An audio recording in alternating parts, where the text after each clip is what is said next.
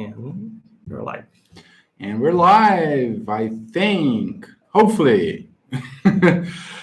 So, hello, everybody. AMA here. So nice to see you again. Hope you enjoyed this time with us. I'm here with our CDO, Rodrigo Nascimento, and we're going to ask him some questions you've been making for us during the last month. Yeah. Hey guys, so let's try to answer your questions. Let's get started. All right. So first of all, we've got two very similar questions, and we're going to say them together. Well, one was like from the username RITP, and the other is from the username Catharsis. And okay, so mostly like there is a huge backlog of community contributed PRs. Community members feel neglected when there is no reply or review. And then from Catharsis, labeling and prioritizing issues in both main RocketChat repo and Electron client needs more attention. Reported bugs and solutions often just hang in limbo for a while. So can someone pay more attention to community PRs? Yeah. Yeah, that's a problem that we know, and we are already working on this. We have been hiring some people to increase our support and our development team and our security team in all the ways that we can, like free people to help more on the community, or even get people to work on this exclusively. Like we are trying to hire someone to be a community manager in the way that can advocate for the community here inside the company and can track all the things that are going on the community, because there's a lot of issues, a lot of pull requests, and sometimes we have just a few hands to deal with this. So yeah, we're trying to increase the team. We already increased the development team. We already increased the support team that will help us on that matter. But we know that we need someone exclusively to deal with the community and make this relationship better. We don't want to have too many pull request opens, too many issues there. So I'm personally trying to every day go there and check for issues, try to reply, try to answer some pull requests, even review them. But I know it's a hard thing because, as you may know, we have a lot of things to do here. We have a lot of developments to deliver new features, to fix bugs, to fix security issues, to improve our security, and so on. So yeah, we know that this is a problem, and we are trying to solve this, working with these hiring people to try to solve this and get into our culture, trying to put it in our culture to get all the developers to spend like at least 30 minutes per day going there and check for the issues so we can at least answer them. I'm not saying that we are going to solve them or merge all the pull requests, but at least can communicate better with the community. So yeah, we are aware of the problem, and yeah, what I can say that's we are working to solve it, and I can promise you that this is one of our top priorities, is one of our top positions to hire. We don't know even if we are getting someone from the inside the company to be the community relation and hire someone to that position to replace that person on that position, or if you're getting someone from outside to do this. But yeah, it's happening. We are working to solve this position at least for more than a month. And yeah, it's officially open in our hiring system. So yeah, definitely we are trying to solve. Yeah, that's what I can say about this. Yeah. Yep. And then if any of you want to apply, as he said, Yeah. it's open there, our job opening. Yeah, one of the ideas that I can add for this topic is that idea to have ambassadors from the community was a good idea, but we didn't have anyone inside the company to deal with, to have this bridge with the ambassadors that will be the community members. I hope that we can bring this idea back with someone to be the bridge or be the advocate here inside the RocketChat. for the community. Yeah.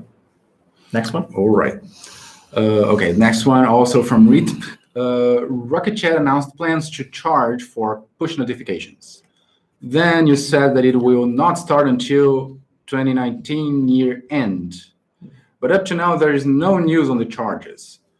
This makes it difficult for new users to answer the question, how much does it cost to run RocketChat? So what is the concrete plan with push notification charges? Yeah, that's a hard thing to answer because we don't know.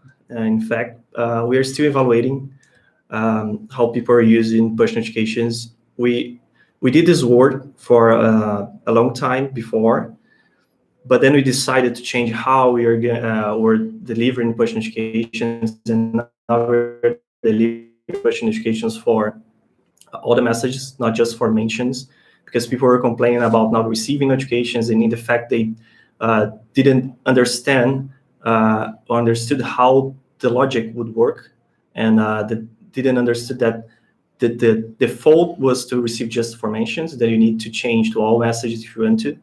Then you decide to change this to try to be more what the community or the users were expecting by default. And then we noticed that would change the amount of push notifications people were sending or receiving. And that wasn't be a fair decision or fair with the users to define a limit based on just mentions, notifications by mentions, and then make people pay for notifications that are now more frequently. Okay, so what we are trying to do is to wait and see what's happening, measure that better, so we can not charge, or we don't want to charge the small teams or even some medium companies. We want to charge people that use a lot of push notifications that are hitting too much our servers, because we pay for that servers to deliver the notifications, and we want to charge huge companies, okay, or people that are abusing push notifications in some way. So to prevent charge small business, small teams, and even mediums, we need to wait and see how this establish and understand the number to define a plan and be public with this plan. When we decide to or when we have that number, we probably communicate that to the community way before we start charging. So you don't need to complain. I don't know. Worry. Yeah, that's the word that we're trying to find. You don't need to worry about it sooner, because we understand that's maybe a problem. And if that's a problem for you, you want to understand from the community before, when you decide the limits and the pricing. So we are open to hear you and see if that's fair before we start charging. But so what I say that we announce that in the future, and we have some time, I hope that a long time, months, to then start charging. So we will get the feedback from the community to see if what we decide makes sense or not. And yeah, that's the reason we don't have any information. We decide to the community or to the public earlier, just to prepare you that we are going to charge. But that just the idea to not bring or start charging with no notice before. Okay. So yeah, the plans changed because we changed some ideas and some behaviors, but yeah, that's the reason, and you need to take more time to be fair with everyone. So yeah, and be in mind that we don't want to charge small teams and even some medium teams, because yeah, it's not abstract what is small, what's a medium team. But we don't want to charge the most of our teams, just the biggest ones. So that's the reason we are carefully seeing all the numbers before. Yeah, that's it. All right. Yeah, next one then. It's a tricky one. I and many others have been increasingly concerned about the trend to force registration of Rocket and then to have to be registered to use free marketplace apps. How are you planning to better address that concern? Yeah, that's a trick one. Yeah, what we have today is we need to register or create an account to download any app inside RocketChat. That doesn't mean that you need to put your personal information. It's just your email and a password to register an account. You don't need to put your credit card. And we know that it's not the best UI UX we have in our website today to register, because it's kind of linked with trials. And we are at solving this. We are solving a problem of a gap or servers without internet connection. So with these fixes and improvements, we are already improving the way to register an account in a way that's not linked to trials. So it's more clear that it's a free account. You don't need to provide your credit card and nothing like this. But I understand the concern that if you don't want to provide your information, you'd at least be able to download free apps. And earlier today, we had a discussion in our board meeting about it. So we decided, and as Gabriel had said on the GitHub issue about it, we are going to provide a zip of all the free apps. And the way we are going to do this is via the website. Our website has the marketplace, and we know that we need to improve the UI and the UX for our website marketplace as well, improve filters and so on, details, etc. And so you can download the button, download the zip and install inside your RocketChat. The internal marketplace will not, we still need to register to use the internal marketplace. It will be like a convenience. So to use internally, you need to register. Internally, you have the button to one-click install, one-click update. And if you don't want that convenience, you can just go to our website and download the zip, install it manually. And we are going, of course, to improve how to install it manually. Like today, you need to enable the development mode. So we are going to change this in where you have a more clear place inside section inside our apps. I don't know, you need to see how this UX and UI will work, but a more clear a local or place where you can just upload your app. So what you're losing with this is the facilitate way to install with one click, and banners that are like showing you all the apps you can update. But for the most of the users that don't have a problem to provide them their email and password, in the case because password is encrypted, so yeah, it doesn't make sense. It's a convenience way to install and update all those apps. But yeah, the idea is to keep working. So free apps are going to be available in our website to be downloaded, and there will be a better way to install than inside RocketChat. That's we think that's the best. How can I say midterm, or yeah, the balance between what we need to have information and to have security on these transactions, and what the community needs when they don't want to provide information. I hope to solve the most of the issues on that matter. That's it. All right. Okay. Okay. So next one from CSOS Master. Can we get an easy backup or migrate or export script from inside either the API or the server instead of the current backup MongoDB one? Yeah, no. Basically, that's not in our plans to do.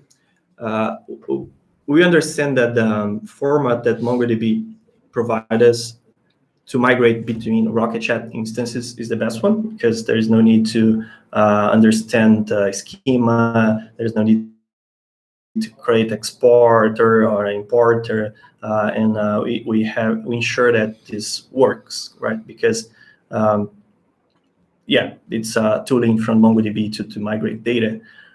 So what on this migrating between RocketChat, our idea, or what we can do to improve it, is to maybe have a tooling that helps you to export and import inside MongoDB, or even a way where the RocketChat server can request that export file and deliver it to the UI or via an email, so you can download it. You don't need to go to your server's shell script to do that, and a way to import that from the UI as well.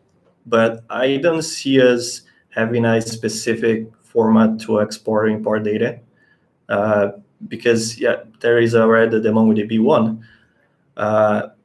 And it's quite easy if you want to migrate the information from MongoDB to another system, you can convert that. So you need to convert in any way, because if you create our own format, it will not be compatible with any other. So yeah, what I can see is I can't see any advantage to have this. So we probably not do that anytime soon. Maybe a way to improve this process. Just yeah, that's All right. it. Next one. Okay. Right. So again from ReadTip, GDPR. You have to be compliant at all times, and not just at one point in time or for one revision only. Bugs such as the recent sync cron bug that make export of user data impossible on some systems make RocketChat non-GDPR compliant. How do you plan to maintain GDPR compliance for all releases? Yeah, that's a good question. GDPR is important for us as well. We have other compliances that we are trying to be compliant. So that's why now we have a specific person to do this, not on the developed side, but on the security management itself. We have Marcus Kirsch that is helping us. It's the leader of security here inside RocketChat, and he's helping us to define what is missing to be compliant with all those things, GDPR, HIPAA, and so on. And he's helping us to define how to not break things, right? So how we can stop having regressions on that way. Another solution that we are trying to another person that we're trying to hire here is a tester, and with the objective to, of course, mitigate all these regressions that we have. So it's quite hard to test everything manually. We have a lot of tests. We have some unit. We have 400 unit tests. We have more than 400 tests, I guess, UI end-to-end tests. But we need to increase them.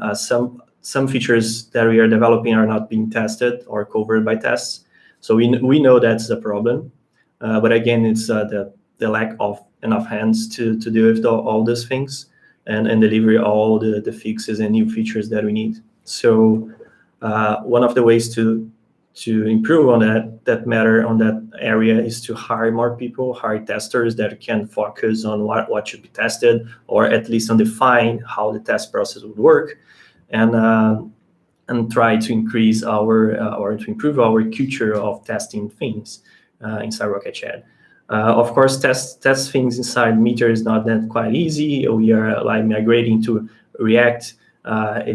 Using Storybook, that's something that helps us to decrease this amount of regressions. We are migrating to TypeScript to improve our stability, and so on, etc. So on, etc. is not the best, yeah. But yeah, we're trying to fix all those small things and get a better, how can I say, basis to then deliver a better product. So that's why we're changing to TypeScript, start using React, and start using Storybook, and trying to, one of my objectives is to increase the number of tests we have in pull requests. And I know this is sometimes harder with the community develop the tests as well when they are contributed with code. So yeah, that's the main points we are trying to improve. We have the security guy helping us to be more compliant, and you are seeking for the tester to help us to not have regressions on that matter. So yeah, that's what are going on that case here inside RocketChat. Yeah, that's it. All right. Good. Next one. Right. So next one from, let's see, Nishanti W. Nishanti Warp, something like that. Yeah. Okay. I want to do a GSOC project with RocketChat. That's good news. Please tell me, what can I do to increase my chances of getting selected? Great. Yeah. GSOC 2020 is coming. So yeah, we always say to people that want to contribute on Google Summer of Code is start contributing earlier. So if you can contribute to RocketChat code, fix some issues there. We have some issues labeled as easy contribute or contribute easy, something like that. So that's just the issues that we know that are quite easy. So people that are starting on RocketChat can start with those contributing. So usually are small tweaks that we don't think that are too important to be on top of our backlog, but are easy enough to contributors get them and solve them. And some we label as a Google Summer of Code, a GSOC. I guess that we have a label for that, and we add some issues as well. But usually that are issues that are ideas for the project itself on Google Summer of Code. So issues, bigger issues, right? Not just to start on RocketChat. So I would say that start with the contribute easy would be the best thing. Start talking with the community, contributing with our community on our support channels that help to understand how RocketChat works as well. And I guess is start contributing. It's never too early to do this, and that will help you to be prepared, and will help us with your contributions as well. Okay. Right. So next one. Hog. Yeah. Hoghage. Hoghage. Yes. Hoghage. Hoghage. We maybe next time we put the real names of the people. I know that RocketChat embeds MongoDB. Yep. I would like to know how RocketChat deals with bugs often found in MongoDB. Yeah, need to understand the situation here because that's not quite true. RocketChat doesn't embed MongoDB itself. We have a container for development purpose that embeds RocketChat, embeds MongoDB, and we have the Snap installation that embeds MongoDB as well. That's more for production. But you can run your own MongoDB using Snap in any way. You can upgrade MongoDB. It's not quite easy, but that's possible to go there and upgrade your MongoDB that's coming with RocketChat. But what you do is inside our cloud where we manage the MongoDB, we keep the MongoDB updated with all the fixes. We are trying as well, it's not quite related here, but we are trying to deprecate old versions of MongoDB. So we are supporting now 3.4 and beyond. We are going to deprecate we deprecated 3.4. We're going to remove 3.4 soon. So we are going to deprecate 3.6. That's a way you can get the administrators be forced to update their MongoDB instance and allow us to use new features from MongoDB as well. And that helps a bit to not keep all the installations with old versions. But something that I thought that we can add here to our process, and that I talk with our security leader as well, to include in our process of security reviews and how we are going to communicate breaches, and all those things. We can add an item to analyze how you can, from RocketChat,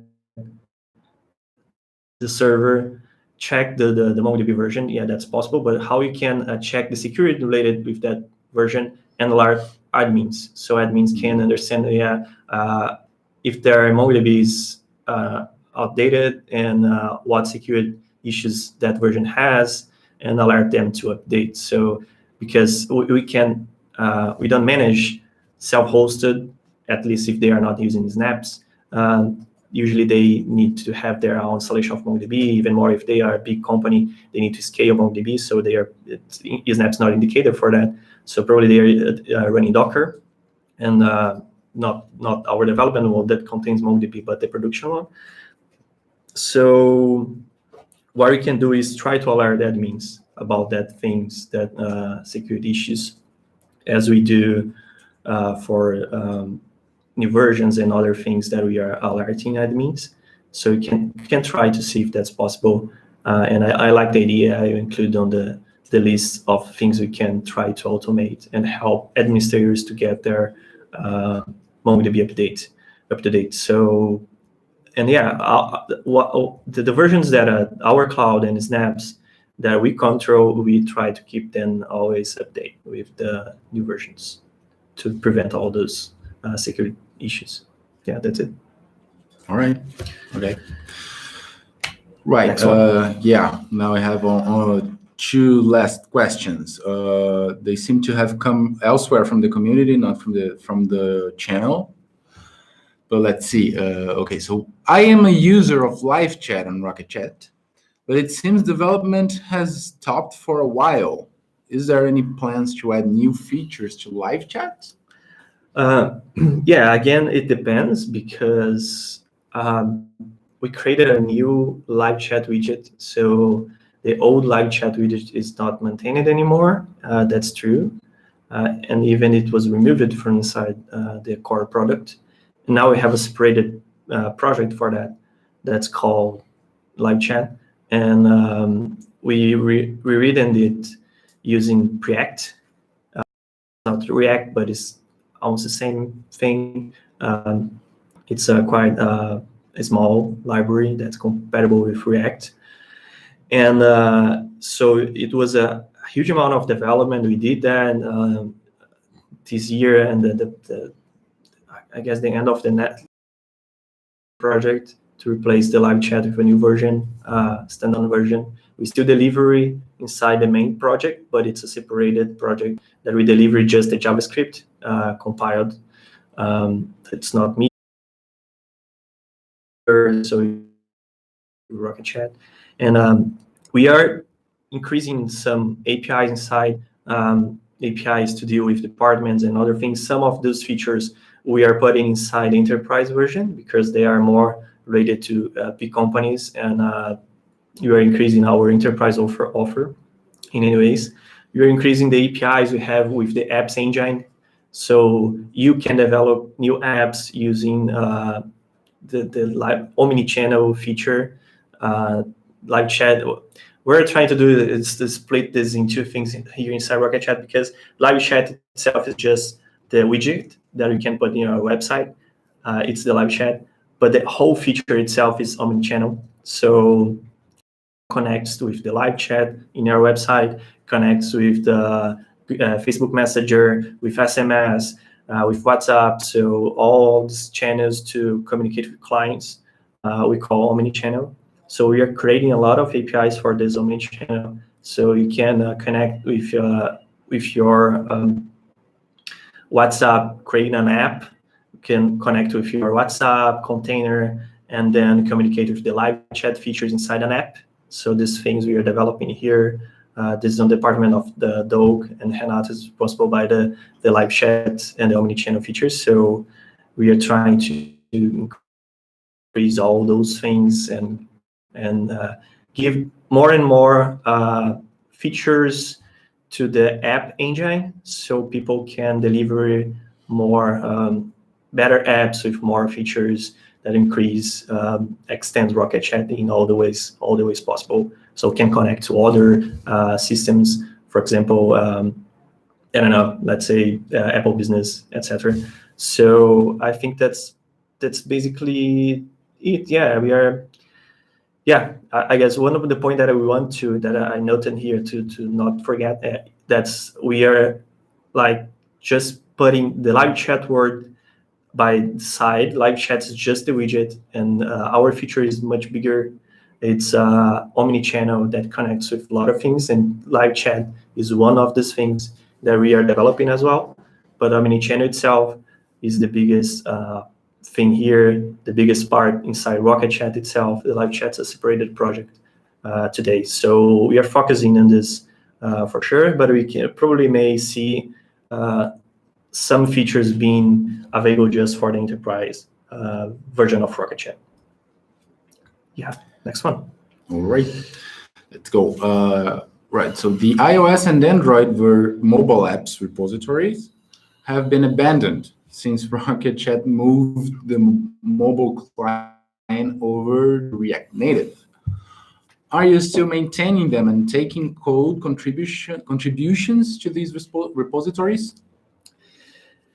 Well, so we are actually not contributing to it anymore. All of our resources are to improve our React Native, the new versions that we just replaced the iOS that was missing. We now have Android and iOS running our React Native version. So we are trying to get someone from the community to be like, how can I say, the manager of those projects, because we just give those two projects, the iOS and Android, to the community. So if they would like to maintain that project and increase on the features, that's welcome. But we are not going to put any effort or any money, at least right now, to keep all those projects. What we can have, and it's in our plans for in the future, have the SDKs maintained by us, the iOS and the Android, because it will be a bridge to connect to other apps if they want to include chat functionality inside their own apps. That's a possibility. But today we are focusing all of our resources to the current apps that we have on the App Store, because it makes more sense for us and to deliver quality features, etc., to the community. Yeah, that's. But I hope you can at least maintain the SDKs in the future. Not soon, but yeah, I hope so. Yeah. Okay. Right. So. So sorry. Just if you want to contribute to this, if you want to be the maintainer, just let me know, and we can talk more about that and make that happen. Okay. Awesome. Next one. Next one, is I have noticed a new icon with some games showing up only on the open server. Yeah. What is up with that? Well, I guess that I will let you explain this, because you're the guy for the apps engine. Right? All right. Okay. So this is like the Game Center feature. It's a project that kind of came up with the latest this year's GSOC project, and it's kind of a partnership between us and the FRVR Games company. They develop games. I think they are showcased on Facebook a lot, and we use this partnership and this project to really expand the apps engine in order to add this new API we are calling the external components. And so these will allow you to embed third-party services or other applications on your RocketChat via the apps engine. we're still testing how this is going on, how this is going to work. It's the beta version. That's why it's only on the open server and it's not published yet to the develop branch. It's going to go there soon. We're just fixing some of the concerns and we're making it a little bit more robust to be able to release them. But yeah, we're showcasing a new API for the apps engine with the Game Center. So we're very excited about that, and this is going to really talk really well with the rich messages implementation that we are also working on right now with the UI kit, which is will be our implementation. And yeah, so new big things for the apps engine in 2020. We're excited for that. Yeah, that's kind of a gift for the community for the holidays. Like, holiday season. It's something to have some fun inside RocketChat. And I guess it's something that we are going to deliver as an experimental thing first, disable by default. People will, of course, be able to enable it, test, and help us to improve it. But it's our first attempt to getting new UI things from the apps engine. Yep. So we can, like, in the future, allow people to develop UI components to install inside RocketChat and extend the contextual bar, extend messages, and extend rich message components, maybe.